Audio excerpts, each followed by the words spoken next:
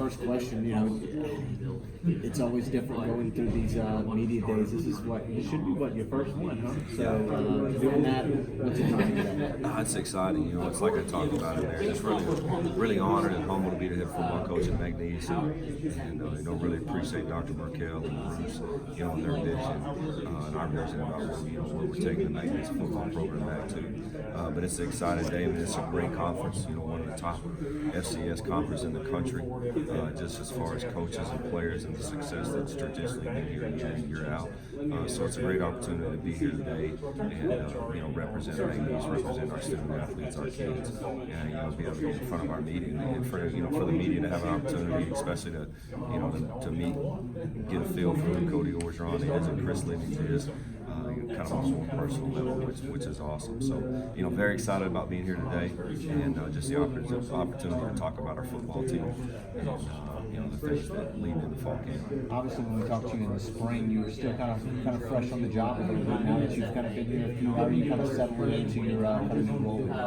Yeah, just fast and furious. It's still that way. Every day is kind of a new day, and you're just transitioning. Right when you get there, you're in off season. You transition into spring ball then transitions into recruiting and summer camps, and then here comes our guys back on campus for summer strength and conditioning. Here we set about back to transition back into fall camp. So, it's been good. Just living in those transitions and coaching through them. Our staff and their families and everybody are now kind of settled in at Lake Charles as well, which just helps everybody. But here we set 14 days away from camp. Very excited about that. Know what we got coming out in front of us. Finish out academically next week with finals with our kids. But it's just been exciting. It's just been able to carry great momentum and just coach our kids every day. I know this isn't your first rodeo at the FCS level, but what are the biggest changes you feel like when you have to make that choice, especially for you that was coaching Power 5 and Group 5 and now FCS? Yeah, there's differences throughout. I reached back to that time at Eastern Illinois, being able to work with numbers and such like that, when it starts coming to scholarships and things like that, and just finding a way to get things done, from the emphasis we put on different things, first and foremost, nutrition, is a huge thing that we've done, and we've put a heavy emphasis on, invested in this summer, and just being able to go out and have support locally in Lake Charles and people in our community believing in us and our vision and being able to help us get that accomplished. I know polls are what they are. They don't matter. It's a reflection of last year. You're a new face and not many people are familiar with, so it's bound to happen. But when you get picked 6, it's the lowest that I think McNeese has been picked in a little while. How much stock do you guys put into it? Is it a motivation tool, or is it will be forgotten about tomorrow? No, I think it's motivation, because you look at it, you just see, that's the coaches poll, so that's coaches in this conference, people who know McNeese and have known McNeese, and, there's only it's what I told our kids, only 2 new coaches in this conference, and, this is where we picked that, so I think it's a motivation, once the ball gets kicked off for everybody, those polls seem to go away, and you got to battle for everything that you're going to, earn and get throughout the season anyway. But right now, where there's not a whole lot going on, that ball's not being kicked in the air. People tend to focus on a preseason poll, and again, we're heavy focus on us right now getting into camp. We still got a lot of work to do. Every day we're still instilling our culture, we're still instilling our foundation about where we want to go, where we want to be, who we want to be, and like guys like Cody, guys like Chris Living, those guys are the standard. Those are the guys that are continuing to lead and pull guys with them. We got numerous other guys back on the campus that are right there with those guys in a leadership role, in a supporting role, guys who have played, guys who have got great experience, guys who have great character.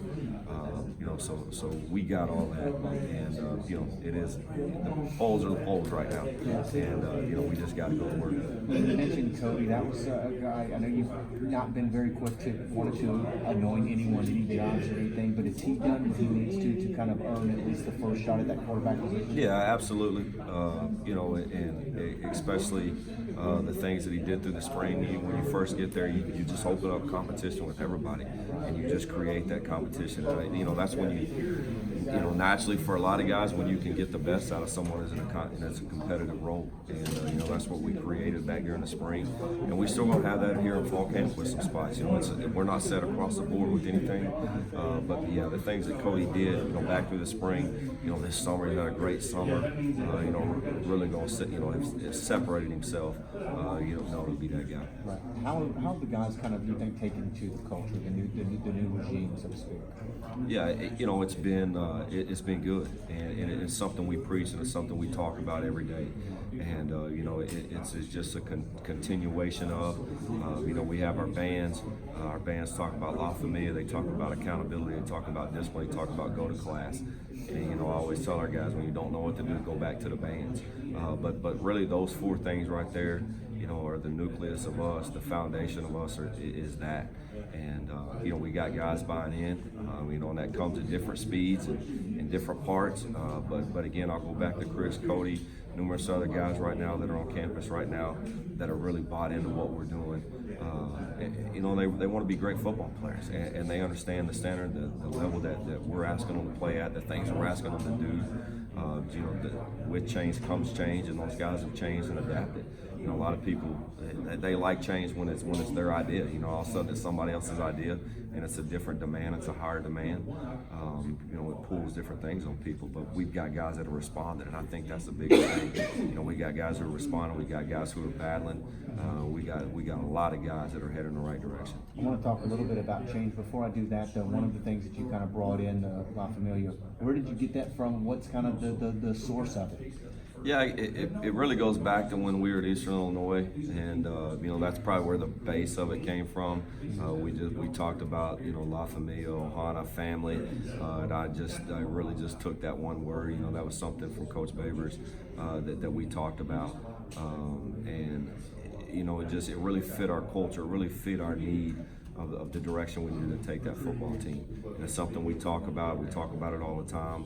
And we have a deal. When I say La Familia, everybody has to get up and hug two people and tell them count on me. So it just goes back to accountability and just being a family. And that's one thing I've challenged our guys to do, is be a really close football team. And really pull together, play for each other, care for each other, fight for each other, battle for each other. Because you talk about the schedule we got out in front of us and what we got going this season. Just like I talked about with the Southland Conference, and y'all know it's a tough conference, and from top to bottom. And then you just look at the first three games we got. I just talked about, with Southern and Alcorn being the returning SWAC champs and battling in that. And then you got Okie State right in the middle, who's traditionally had a ton of success in the Big 12. Coach Gunny's been there a long time, had a lot of success at that level. So, we need our guys to really be together and stay in that direction. Well, obviously that's one tradition that you're trying to bring, I'm sure, but you guys have kind of moved around some other stuff. I don't know how much say you kind of had it in, if you were a catalyst or just happened to be the new coach with the changes coming between the sideline change, then of course the game times change. I guess, is that, how much say did you have, and I guess kind of your feelings on those kind of changes? Yeah, talking about the change with the stadium and everything. I mean, that was a deal that when it all starts at the top, it starts with Dr. Burkell and Bruce and myself, and obviously a change that was mutually agreed on, that was positive for the McNeese football team and the McNeese football program. We're really excited about it, just putting those guys on that home side, and just being over on that side, and then from the game times, just excited about it. I think that's something, if you just look throughout the country, that's becoming more and more common, is just playing some earlier games. I've experienced the places I've been the last few years, so we're excited about that, especially in the latter part of the season. Numerous different reasons, but excited about that, and excited to be that we were able to get that done. Looking back at the team now, the offensive skill position, there's definitely some losses that McNeese have taken over the last few years. Where do you guys kind of feel like you stack up with the rest of the league there? That's probably unknown for me because I hadn't been through the conference, so it's kind of hard for me to answer that question. From just the guys we got on campus, we're excited about, Earlier Carly had talked about, the addition of Roddy Bonnet, coming from La Tech. We're excited about him in combination with that whole receiving core. Got Drayshawn Hudson, got Davion Curtis, you got Kyron coming back, so we feel like there's some weapons on the edge, with our running backs. Took a couple of transfer backs, and then with Justin Pratt coming back, Jacoby Skinner's had a great summer. And then we got some guys up front that got some playing experience from last year. Then obviously Cody, who played some, the latter part, and just continued to grow. So, how important do you think it is for FCS teams for these transfers, these FBS transfers, JUCO guys? It seems like that a lot of the really good ones are able to get 2 or 3 really good kids that way each year. I mean, the transfer portals, it's a new deal. Yeah. It's very interesting. That's probably the word that I'll use. We were fortunate with the 7 guys we were able to get to really upgrade our football team. And, the thing about it is we went and did our due diligence on those guys and just, finding out the whys and the whats and who's and reaching out back to high school coaches or college coaches or whatever. But just excited about those guys being on campus. Like I said, we really feel we were to upgrade our football team with those 7 transfers. Obviously, you guys open with Southern. That's going to be a game that's going to get a lot of hype. Number one, it's the regular season opener, but heck, you 2 teams separated by about 2 hours, and they're obviously got some tradition too. That has to be one heck of an opening game, at least for you, and it won't be hard to motivate the guys for that one. Yeah, no, there's a lot of energy and a lot of buzz around that football game. Just like you said, proximity-wise, those guys are right down the road, and again, they've had a lot of success in the past. And like I said, going back, they played in the SWAC championship last year against Alcorn, and we got those 2 guys, 2 out of the first 3 games. So, very excited. Again, we still got a lot of work to do here in camp. We got to finish out the summer. We've still got a few days left with that, and then get into fall camp and really get after it and just continue to get better. Obviously, you take over a team that head coach now remains in the conference, is over there at Southeastern. You can't speak on what those guys are, but that week of it already, that's a heck of a rivalry. Southeastern and McNeese has been one of the best ones in the area. Do you think that'll probably add a little bit more for your players and then for his of the Georges? That's probably hard for me to answer. I know, obviously he's been at McNeese with those guys for an extended period of time. So, I'm sure there's a relationship and everything built. And, every Saturday our guys, every time we get out on the field, we're going to step on the field to win, and that's our ultimate goal. And I don't think it'll be any different that Saturday. On defense, you guys lose one heck of a defensive leader in BJ Blunt, who obviously going to the NFL like he is. Who's the next guy up there? It's obviously play-wise we'll have to see, but in terms of voice, because he was a vocal leader for them. Yeah. Obviously, BJ, very excited about BJ's opportunity to be with the Redskins and the opportunity he had from McNeese. Being a free agent and the career he had. So, we were fortunate in the spring. He was able to come out during spring and got an opportunity to meet him and be around. He actually spoke to our guys and gave them some valuable words of wisdom. But going back to that question, really lean on Chris. Colby Burton's a guy. Those 2 guys probably jump out at you first, just from their experience, who they are as a kid, who they are character-wise. What they do daily. Those 2 kids right there are kind of they're the voice on the defense side of the ball. And then the last questions I'm going to ask, we do a list every year kind of going into the season. We talked about different players or whatever, some of the best impact players. I'm going to just say a guy's name, and if you could just say, what kind of stands out about him as a player, as a competitor, whatever you want that kind of summarizes him. Justin Pratt. Really good with the ball in his hand. Really good with the ball in his hands. Has a knack for getting skinny in the hole. What is Jovan Burris, the safety bring? Great smile, great character. Will come downhill and hit you. Cody Orgeron. Carries every intangible there is for a quarterback. Great leader. Highly competitive. Glad he's our quarterback. Second. Explosive. Grant Bergillis. Grant didn't go through spring ball, so I have not got to feel Grant Bergillis like I need to yet, which is going to happen in 14 days.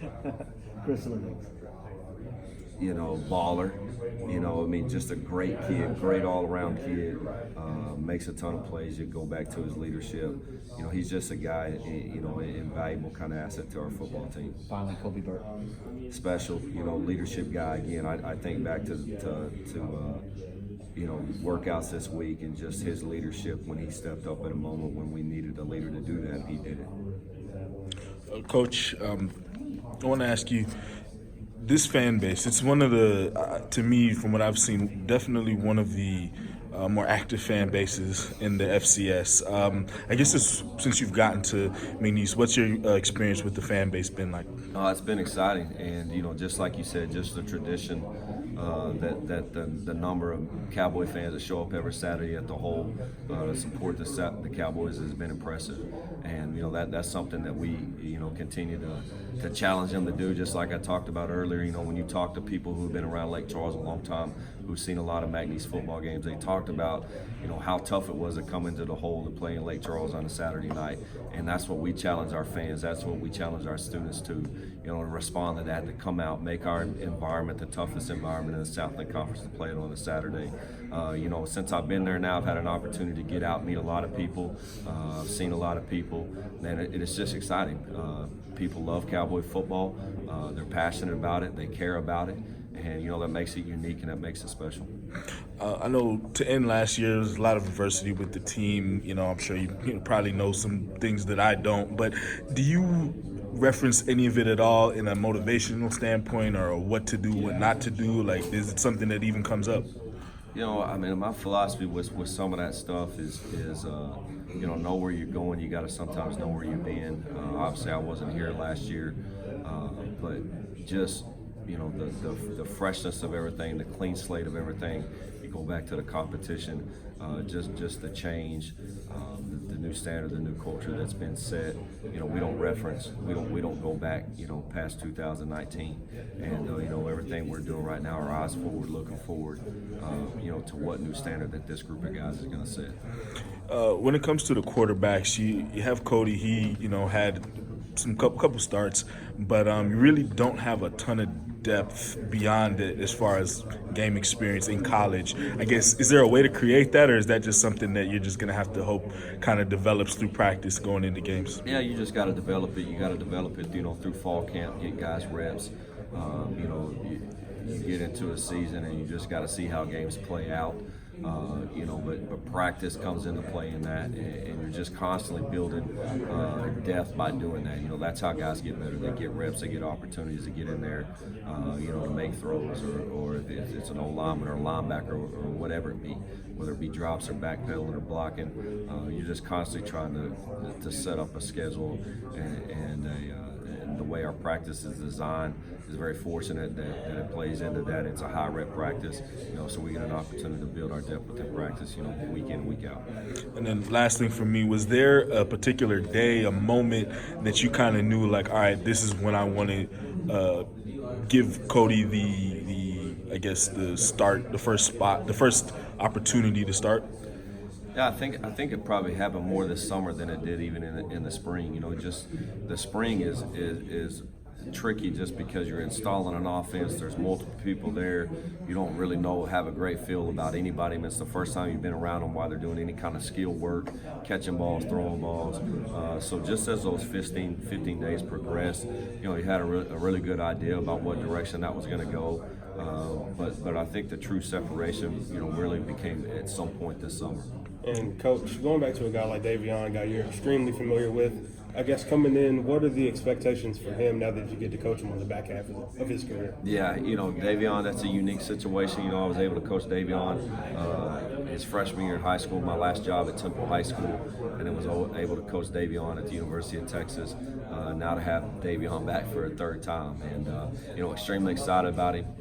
He's a kid who works extremely hard, very talented, great smile about himself.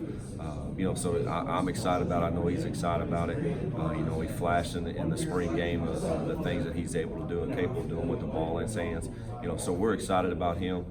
He brings leadership to the table because, I've talked to him before, and he knows my standard with him for a long time, and we're expecting to be, on a daily basis, and he's a guy that responds to that. Great kid. You good?